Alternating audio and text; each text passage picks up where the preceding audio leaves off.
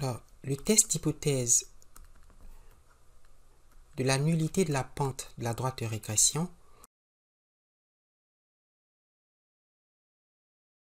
qui teste l'hypothèse nulle bêta 1 égale à 0 contre l'alternative que bêta 1 n'est pas égal à 0, emploie la statistique T égale à bêta 1 chapeau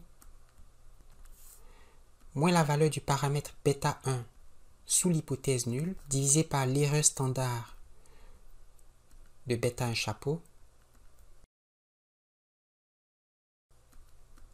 équivaut simplement bêta 1 chapeau, puisque bêta 1 vaut 0, divisé par l'erreur standard de bêta 1 chapeau.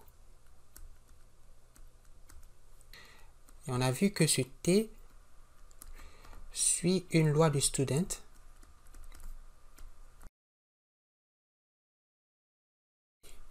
à n-2 degrés de liberté, n'est-ce pas? Alors explorons un peu plus cette formule. On a donc T égale à bêta 1 chapeau. Alors l'erreur standard de bêta 1 chapeau, c'est la racine carrée de S carré, la variance estimée des erreurs ou des résidus, sur SXX. Or, cette variance des erreurs S carré, c'est SSE, la somme des carrés des résidus ou des erreurs, divisé par n-2. Et qu'on peut aussi écrire la somme des carrés totales moins la somme des carrés dus à la régression, SSR, n'est-ce pas? Et ceci divisé par n-2. Donc S carré, c'est SST moins R carré fois SST. Le coefficient de détermination R carré, ou ici petit r carré, puisqu'il s'agit d'une régression linéaire simple, c'est la somme des carrés de la régression divisé par la somme des carrés totales. Donc la somme des carrés de la régression, c'est le coefficient de détermination fois SST. Et ceci divisé par n-2, de sorte que S carré, c'est 1 moins R carré fois la somme des carrés totales divisé par n-2. La somme des carrés totales, SST, c'est aussi ce qu'on a noté SYY, n'est-ce pas? C'est la variabilité totale dans la variable dépendante. Donc on peut réécrire la statistique T du test comme bêta 1 chapeau fois la racine carrée de SXX divisé par la racine carrée de S carré qui vaut S. Bien, remplaçons cette expression dans la formule de T. Donc on aura T égale racine carrée de n-2 fois bêta 1 chapeau fois la racine carrée de SXX divisé par la racine carrée de 1 moins R carré fois la racine carrée de SYY. N'est-ce pas? Donc on a la racine de 1 moins R carré fois la racine carrée de SYY.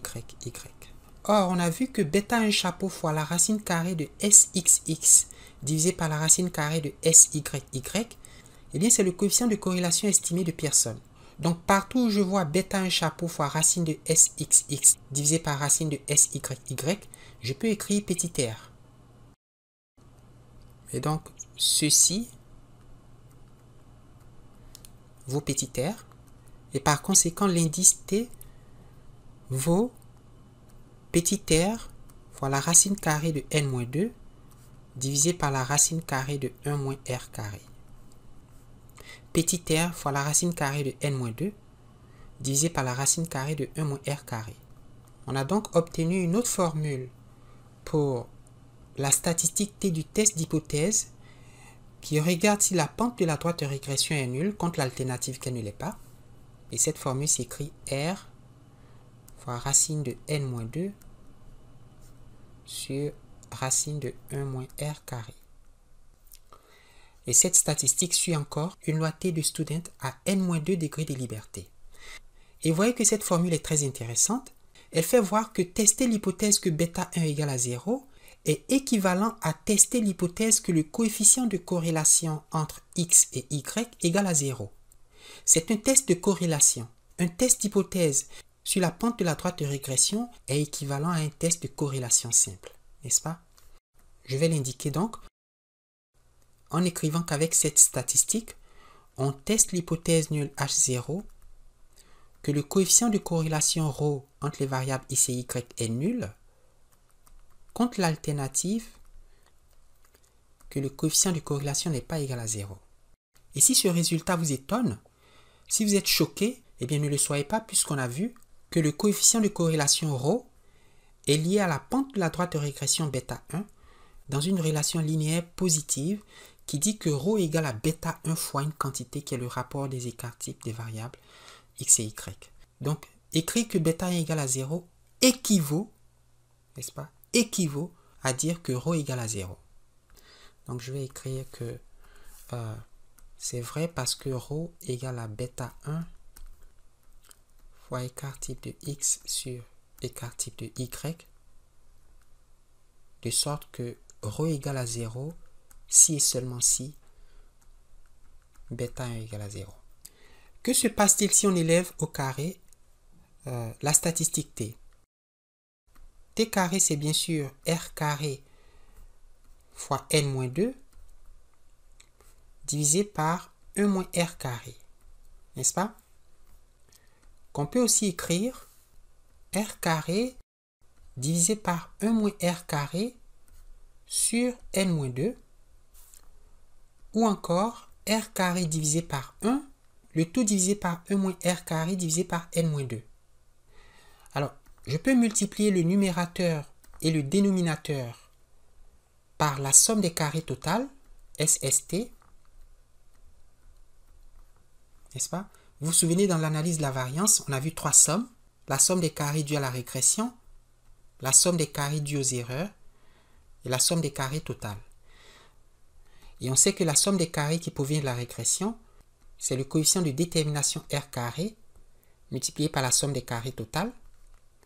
La somme des carrés dus aux erreurs, c'est 1 moins le coefficient de détermination R carré fois la somme des carrés totales.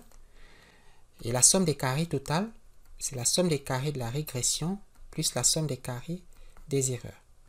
On voit donc que le carré de la statistique T, c'est SSR divisé par 1, le tout divisé par SSE divisé par n-2.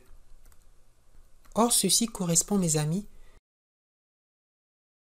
au rapport MSR sur MSE, n'est-ce pas?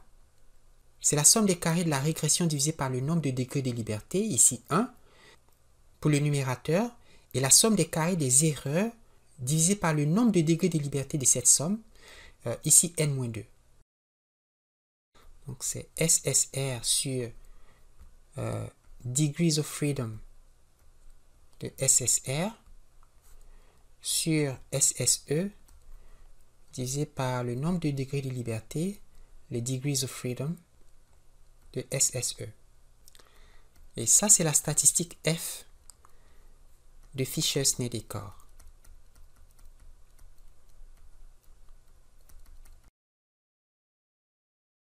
Donc, il existe une relation entre la statistique T de student à n-2 degrés de liberté et la statistique F de Fisher, qui est le rapport des carrés moyens. Et cette statistique, on le sait, suit une loi de Fisher avec des degrés de liberté égaux à 1 au numérateur et à n-2 au dénominateur. Et je montre que la distribution d'une telle loi, la loi de Fisher s'écrit